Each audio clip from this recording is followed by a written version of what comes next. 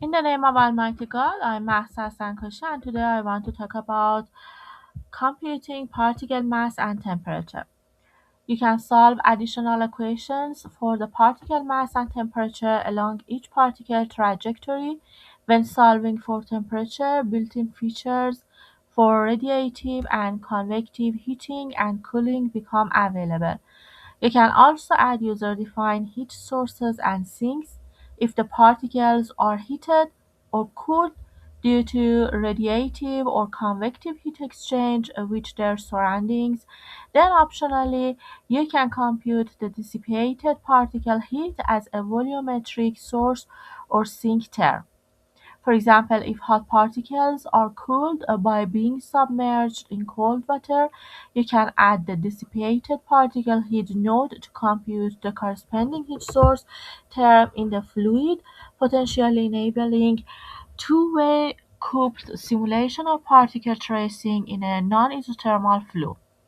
When solving for particle mass, you can make particles grow or shrink as they propagate.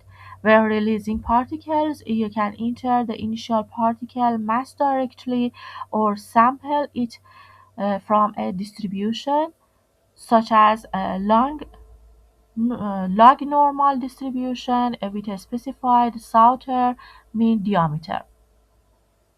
As an alternative to specifying particle growth rate directly, if the particles represent liquid droplet, you can use a dedicated feature to compute the evaporation rate for droplets of a given size and temperature. When solving for both particle mass and temperature, the built-in Stefan-Fox evaporation model can optionally include an evaporative cooling term.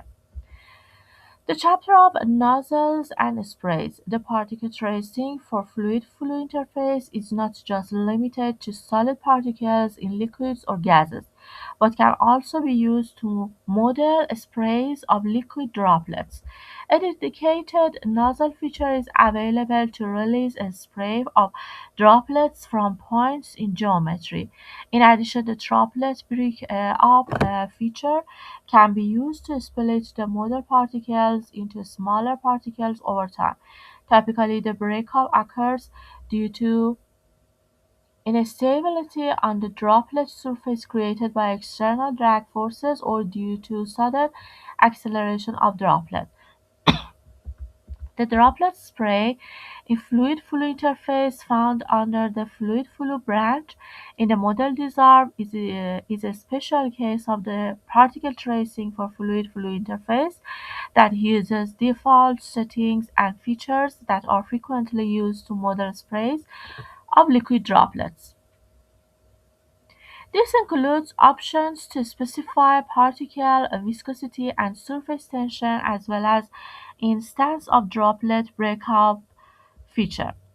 The mathematic the mathematical particle tracing. The mathematical particle tracing interface gives access to the underlying mathematical formalism on which the charge particle tracing and particle tracing for fluid flow interfaces are built.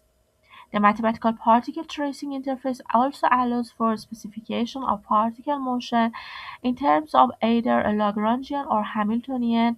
Often it is easier to write down an expression for the Lagrangian or Hamiltonian for particles rather than deriving the equations of motion.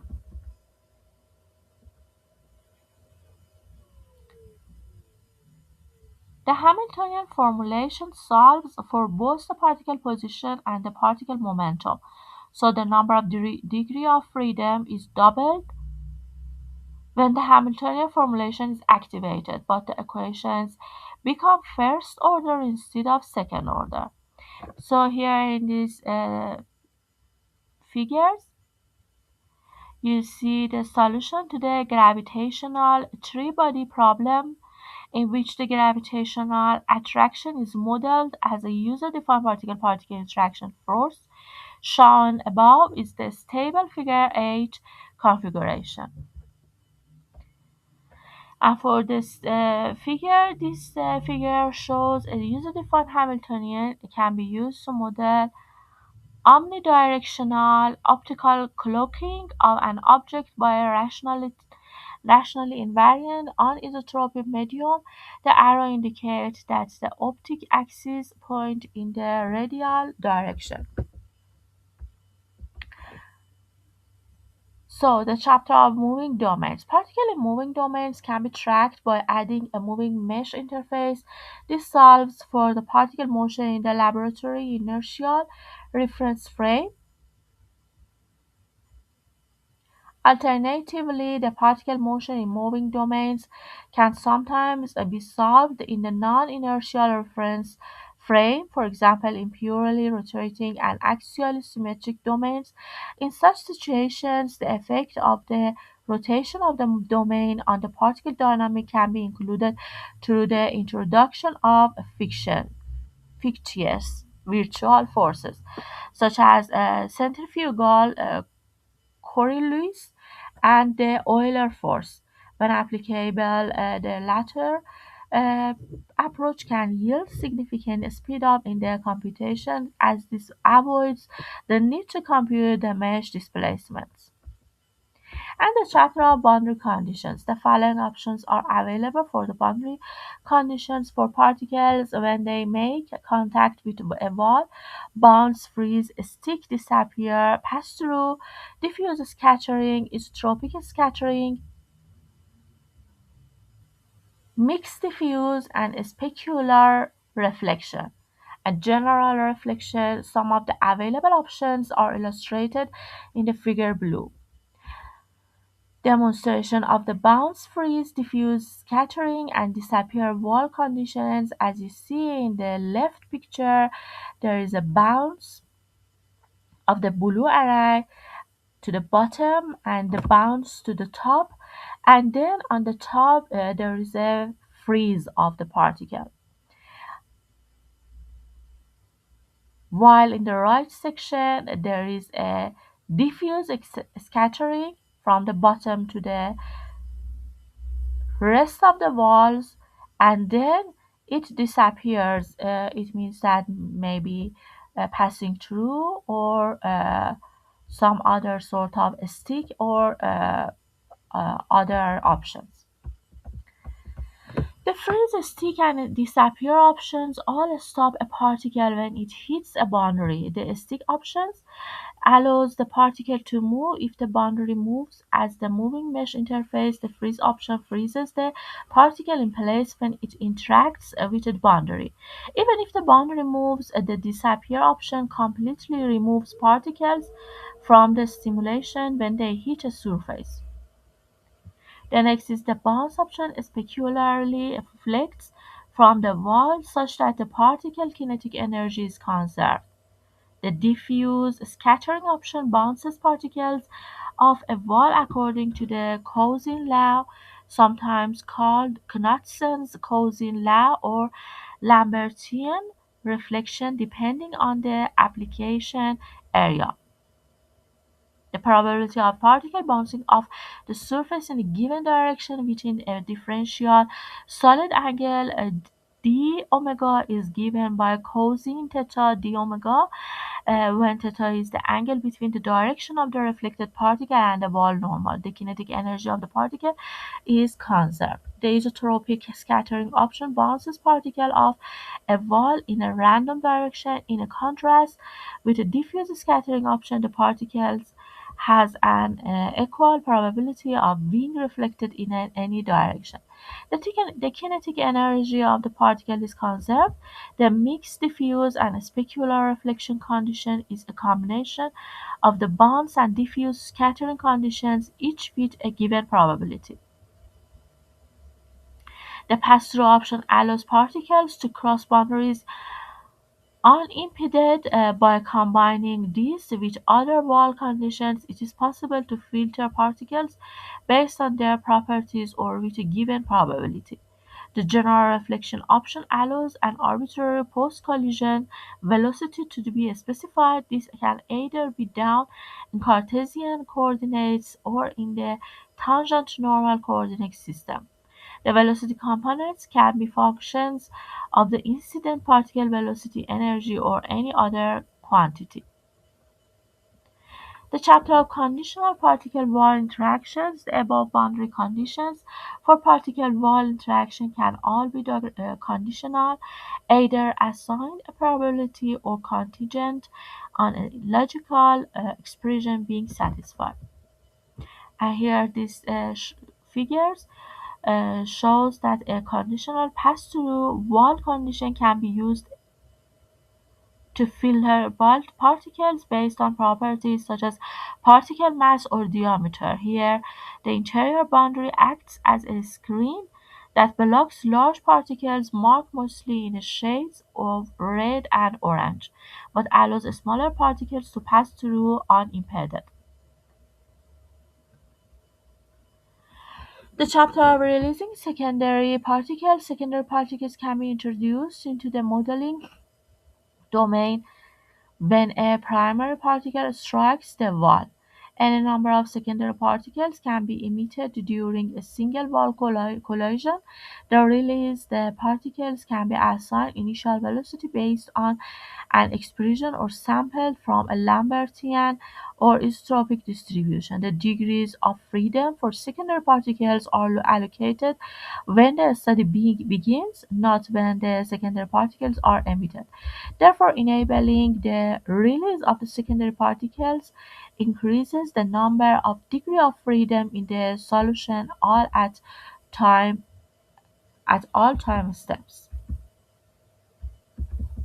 The chapter of particle release mechanism. There are several ways to release particles, either from a grid by importing a data file or by selecting geometric entities that mark the initial particle options and positions. In each case, the number of particles and the release times can be specified. There are also specific options available for each release feature as described below. The chapter release from a grid.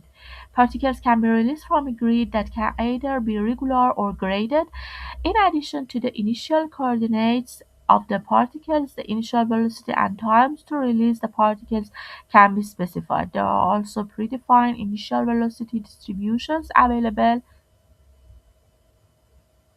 to release particles with a Maxwellian, isotropic spherical, hemispherical, conical, or Lambertian distribution. Particles can either be placed at all combinations of the initial coordinates or only at specified combinations of them. So in this figure, you can see the initial particle coordinates can be a list of values. At each release point, a single particle can be released or particle velocities can be sampled from distribution. Here, a cone of particles is released at each point. The chapter release from a domain. There are several different mechanisms for choosing the release points from within a selected domain. The first choice is when the particle release is mesh based, there is an option to specify the refinement factor. The higher is this factor, the more particles are released from within each mesh element. The next is when the particle release density is density based, the release of particle is weighted according to user-defined expression.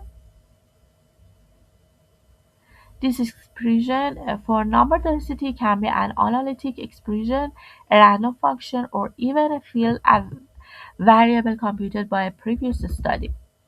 The random option allows the initial position of the particles to be chosen at random. New random positions are chosen for each release time. So comparison of mesh-based release, left side density-based release using a bar Gaussian distribution center side, and the random release in the selected domain is the right side. The chapter release from a boundary inlet. The inlet feature releases particles from a set of boundaries. The options for the domain-based release are also available here, as well as an additional option to release particles uniformly from a selected boundary in two-dimensional or from projected plane in grid in three-dimensional. The chapter of Release from edges and points. The release from edge feature can be used to release particles along edges in three-dimensional geometry. Similarly, the release from point feature can be used to release particles from selected point in the geometry. When releasing particles along edges, particle positions can be meshed based weighted by user-defined density or uniformly distributed along the edges. And as you see in this picture, using the release from the edge feature, particles can be released from position along arbitrary curves such as the helix shown above. So thank you so much for watching my tutorial video until the end. And today is 25th of February 2026. The time is 7 and 18 o'clock in the morning.